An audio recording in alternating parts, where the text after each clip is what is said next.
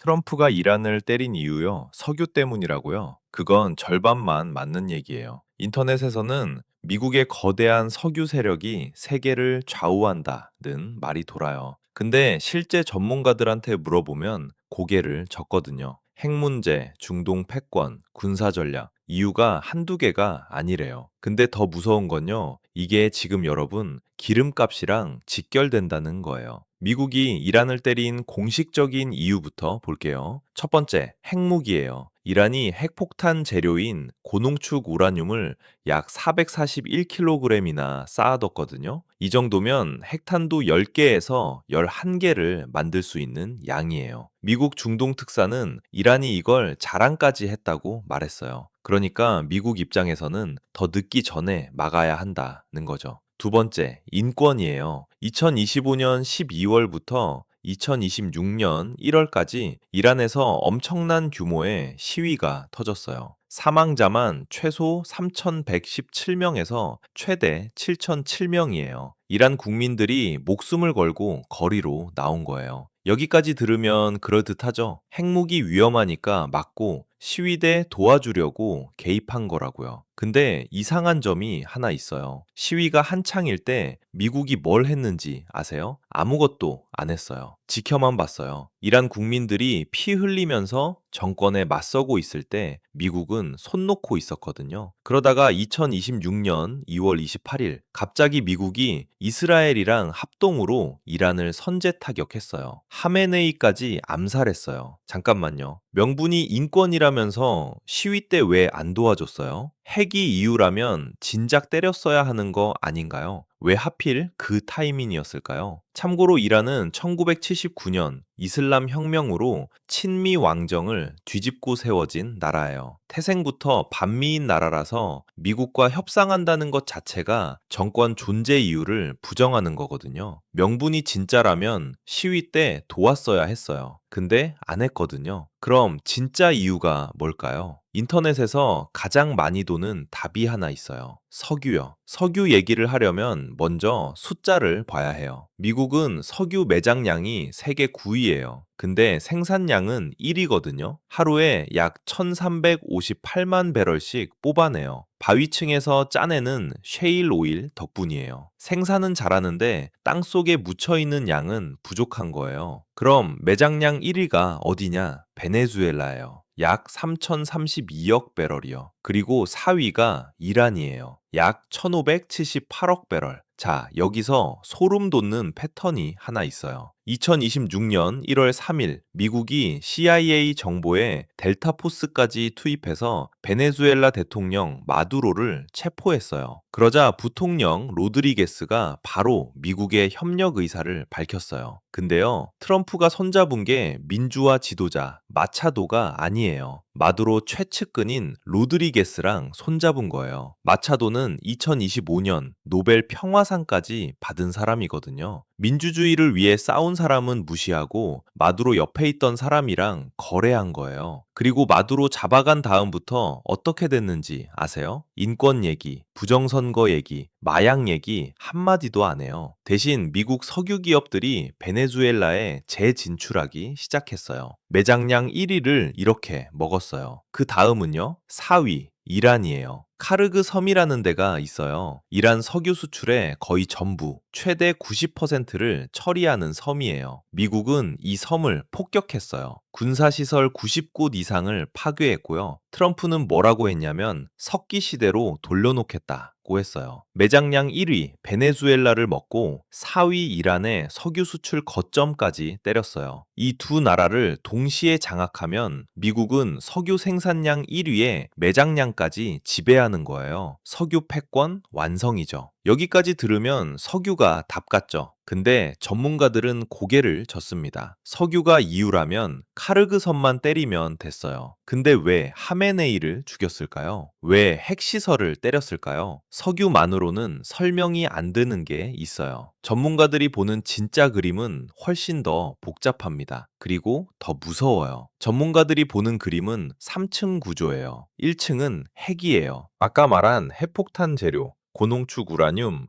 441kg 기억나시죠? 문제는 공습 이후예요. 이 우라늄이 어디로 갔는지 아무도 몰라요. 핵무기 감시기관인 IAEA도 파악을 못하고 있어요. 최악의 경우 이게 테러 단체 손에 들어갈 수 있다는 거예요. 핵폭탄 10개 분량의 재료가 지금 행방불명이에요. 2층은 중국이에요. 이건 진짜 큰 그림이에요. 이란 석유 수출의 80% 이상을 누가 사가냐면 중국이에요. 하루에 120만에서 161만 배럴씩 사가요. 중국 전체 원유 수입의 14%에서 20%가 이란산이에요. 근데 공식적으로는 이란산이 아니에요. 이란 석유가 말레이시아산, 인도네시아산으로 이름표를 바꿔 달고 중국에 들어가거든요. 제재를 피하려고 둔갑시키는 거예요. 그래서 카르그 섬을 때린 게 단순히 이란 석유를 뺏으려는 게 아니에요. 카르그 섬이 무너지면